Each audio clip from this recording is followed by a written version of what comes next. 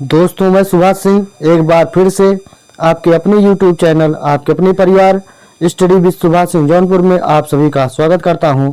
जैसा कि आप थंबनेल में देख चुके हो, हम महेश कुमार बर्णवाल की NCERT सार संग्रह लेकर आए हैं, जिसमें से हम आधुनिक भारत के विषय में चर्चा कर रहे थे। उसमें से हम देख रहे हैं प्रांतीय चुनाव और मंत्रिमंडल का गठन, कांग्रेस समाजवादी पार्टी एवं त्रिपुरा अधिवेशन देखेंगे। हम द्वितीय विश्व युद्ध के बारे में थोड़ी जानकारी लेंगे, पाकिस्तान की मांग जो थी उसके बारे में जानकारी लेंगे और जो व्यक्तिगत संग्रह हुए हैं उसके बारे में जानकारी लेंगे। ठीक, तो हम आगे बढ़ते हैं कि कह रहा है कि किस अधिनियम के तहत भारत में प्रांतीय चुनाव करवाने का प्रावधान किया गया था। वह कौन सा नियम था? वह था भारत शासन अधिनियम 1935। आगे चलते हैं कि भारत शासन अधिनियम 1935 के अंतर्गत भारत में प्रांतीय चुनाव किस वर्ष संपन्न किया गया था। वह वर्ष था 1937। कब था? 1937। आगे चलते हैं, वर्ष 1937 के चुनाव में कांग्रेस द्वारा बहुमत प्राप्त प्रांतों की संख्या कितनी थी? वह था कितना? 5। आगे बढ़ते हैं कि कांग्रेस ने 11 प्रांतों में से 8 प्रांतों में सरकार बनाई।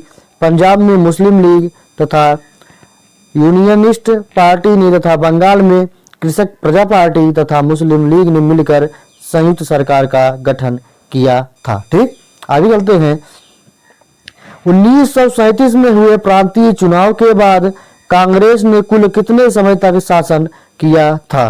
तो वह समय कितना था? 28 महीने। ठीक, आगे चलते हैं कि वर्ष 1938 में भारतीय राष्ट्रीय कांग्रेस के हरिपुरा अधिवेशन की अध्यक्षता किसने की थी? वो कौन थे?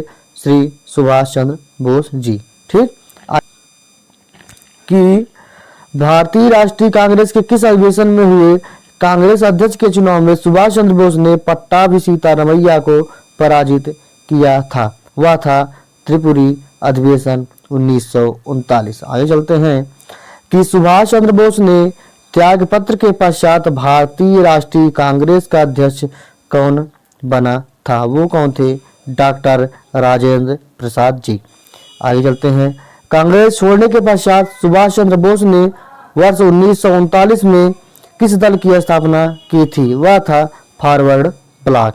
आगे चलते हैं कि लॉर्ड लिनलिथगो ने द्वितीय विश्व युद्ध के दौरान लॉर्ड लिनलिथगो ने द्वितीय विश्व युद्ध में कांग्रेस का सहयोग प्राप्त करने के लिए उनके समक्ष एक प्रस्ताव रखा, जिसे अगस्त प्रस्ताव 8 अगस्त 1940 के नाम से जाना जाता है। ठीक, आगे चलते हैं, क्रांतिकारी समाजवादी पार्टी RSP। क्या? RSP। ठीक, संस्थापक कौन थे? योगेश चंद्र चटर्जी। इसकी स्थापना कब हुई? 19 मार्च 1940 ईस्वी, बंगाल में। ठीक, उद्देश्य क्या था? अंग्रेजों को शक्ति द्वारा भारत से बाहर निकालकर देश में समाजवाद की स्थापना करना। इस पार्टी में त्रिपुरी कांग्रेस अधिवेशन में सुभाष चंद्र बोस का समर्थन किया तथा भारत छोड़ो आंदोलन का स्वागत किया गया था। ठीक, हम आगे चलते हैं, देखते हैं कि 1937 के प्रांतीय चुनाव द्वारा 1937 के प्रांतीय चुनाव तथा प्रधानमंत्री। ठीक, हम देखते हैं असम प्रांत में कौन थे? मोहम्मद सादुल्ला। बिहार में कौन थे? श्री कृष्ण सिन्हा। बंगाल में फजलुल हक। उड़ीसा में BN दास। उत्तर पश्चिमी प्रांत में डॉक्टर खान साहब। हम संयुक्त प्रांत की बात करते हैं, कौन थे? गोविंद बल्लभ पंत जी। आगे चलते हैं, मध्य प्रांत में NV खरे। बंबई में देखें तो BG खरे। ठीक, मद्रास की बात करें तो C राजगोपालाचारी। सिंध, और हम सिंध की बात करते हैं तो कौन थे? अल्लाह बख्श। पंजाब की बात करें तो सिकंदर हयात खान। ठीक, आगे चलते हैं कि वर्ष 1934 में पटना में अखिल भारतीय कांग्रेस समाजवादी पार्टी का संयोजक कौन था? वो कौन थे? जयप्रकाश नारायण जी। आगे चलते हैं कि बिहार के सोशलिस्ट पार्टी के संस्थापक जयप्रकाश नारायण थे, जिन्हें लोक नायक के नाम से जाना जाता है। ठीक, लोक नायक के नाम से कौन जाने जाते हैं? जयप्रकाश नारायण जी। आगे चलते हैं कि वर्ष 1937 में प्रांतीय चुनाव विधानसभा में कुल 1585 सीटों में से कांग्रेस को 760 सीटें प्राप्त हुई थी। ठीक, आगे चलते हैं कि वर्ष 1937 में चुनाव के पश्चात संयुक्त प्रांत में गठित मंत्रिमंडल में वित्त विभाग के प्रमुख कौन थे? वो थे रफी अहमद किदवई। कौन थे? रफी अहमद किदवई। कांग्रेस समाजवादी दल का प्रमुख नेता कौन था? वो थे आचार्य नरेंद्र देव। कांग्रेस सोशलिस्ट पार्टी की पहली बैठक कहाँ हुई थी? तो आंसर होगा पटना में वर्ष 1934 में। ठीक, आगे हम देखते हैं फॉरवर्ड ब्लॉक के बारे में थोड़ा जानकारी लेते हैं। संस्थापक कौन थे? सुभाष चंद्र बोस। स्थापना कब हुई थी? 3 मई 1939 मुकर उन्नाव में। ठीक, उद्देश्य क्या था? सभी साम्राज्यवादी विरोधी शक्तियों को संगठित करना और अनिवार्य संघर्ष की पूर्ति हेतु तत्पर रहना। ठीक, आगे चलते हैं। अन्य सदस्य कौन थे? देवव्रत विश्वास जो महासचिव थे, विश्वंभर दयाल त्रिपाठी ये राष्ट्रीय महामंत्री थे तथा स्वामी सहजानंद जी थे। ठीक, आगे चलते हैं। हम बात करते हैं द्वितीय विश्व युद्ध, पाकिस्तान की मांग एवं व्यक्तिगत संग्रह। ठीक, तो द्वितीय विश्व युद्ध कब प्रारंभ हुआ? वह तिथि है 1 सितंबर 1939। कब? 1 सितंबर 1939। आगे देखते हैं कि द्वितीय विश्व युद्ध के प्रारंभ के समय भारत का वायसराय कौन था? वो थे लॉर्ड लिनलिथगो।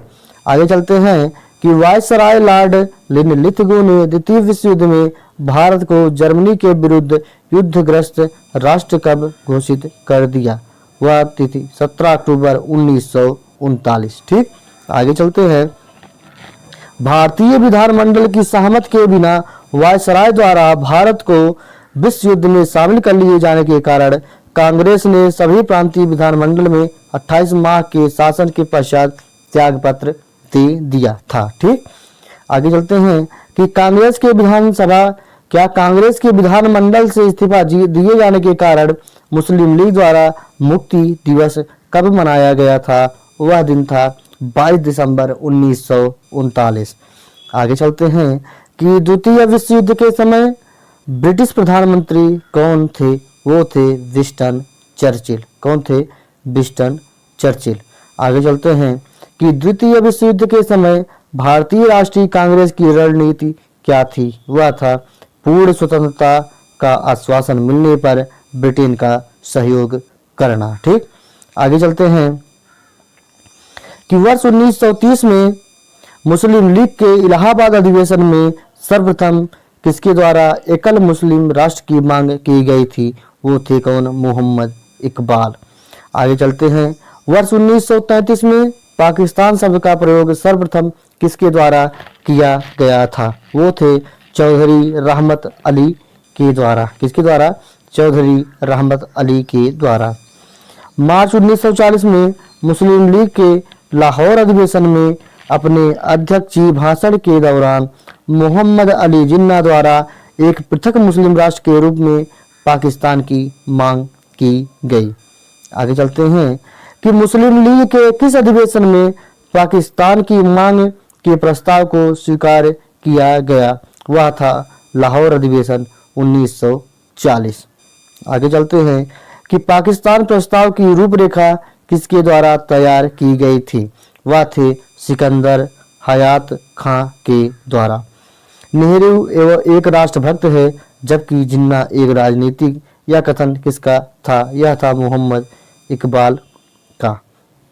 क्या? नेहरू एक राष्ट्रभक्त है जबकि जिन्ना एक राजनीतिक है, ऐसा कथन किसका था? मोहम्मद इकबाल का। आगे चलते हैं कि मुस्लिम लीग द्वारा पाकिस्तान दिवस कब मनाया गया था? वह 23 मार्च 1943। ब्रिटेन द्वारा अगस्त प्रस्ताव कब प्रस्तुत किया गया? 8 अगस्त 1940। कांग्रेस का सहयोग प्राप्त करने के उद्देश्य से वायसराय लिनलिथगो के द्वारा 8 अगस्त 1940 को एक प्रस्ताव प्रस्तुत किया जिसे अगस्त प्रस्ताव के नाम से जाना जाता है। इस प्रस्ताव को कांग्रेस द्वारा अस्वीकार कर दिया गया था। व्यक्तिगत सत्याग्रह का प्रारंभ कब किया गया था? वह था 17 अक्टूबर 1940। ठीक, आगे चलते हैं कि व्यक्तिगत सत्याग्रह के प्रारंभ किए जाने का मूल उद्देश्य क्या था? वह था अगस्त प्रस्ताव तथा भारत को द्वितीय विश्व युद्ध में शामिल किए जाने का विरोध। व्यक्तिगत सत्याग्रह आंदोलन के प्रणेता कौन थे? वो थे महात्मा गांधी जी। आगे चलते हैं कि महात्मा गांधी द्वारा व्यक्तिगत सत्याग्रह आंदोलन के लिए प्रथम सत्याग्रही किसे चुना गया था? वो तो कौन थे? विनोबा भावे को। नोट, सर्वोदय शब्द का प्रयोग सर्वप्रथम महात्मा गांधी द्वारा किया गया था। सर्वोदय समाज की स्थापना विनोबा भावे द्वारा की गई थी। आगे चलते हैं कि महात्मा गांधी द्वारा व्यक्तिगत सत्याग्रह आंदोलन के लिए प्रथम सत्याग्रही किसे चुना गया? वो थे विनोबा भावे। महात्मा गांधी द्वारा व्यक्तिगत सत्याग्रह आंदोलन के लिए द्वितीय सत्याग्रही किसे चुना गया? वो थे जवाहरलाल नेहरू। आगे चलते हैं, किसने यह कहा था कि नेहरू एक राष्ट्रभक्त है जबकि जिन्ना एक राजनीतिक? यह भी हमने देखा, वो कौन थे? मोहम्मद इकबाल। आगे देखते हैं महत्वपूर्ण घटनाक्रम एवं उसके संबंधित गवर्नर जनरल। हम देखते हैं साइमन कमीशन। उस समय गवर्नर जनरल कौन था? Lord Irwin. जब सांप्रदायिक पंचायत हुआ तो लॉर्ड वेलिंगटन थे। ठीक, अगस्त प्रस्ताव में कौन थे? लिनलिथगो। क्रिप्स मिशन में लिनलिथगो। बेवेल योजना में लॉर्ड बेवेल। कैबिनेट मिशन में लॉर्ड बेवेल। माउंटबेटन योजना में लॉर्ड माउंटबेटन। हम बाल्कन प्लान की बात करते हैं तो उस समय कौन थे? Lord Mountbatten. ठीक, तो इस वीडियो में बस इतना भी। कल हम फिर से मिलते हैं नए वीडियो के साथ। आज के लिए धन्यवाद।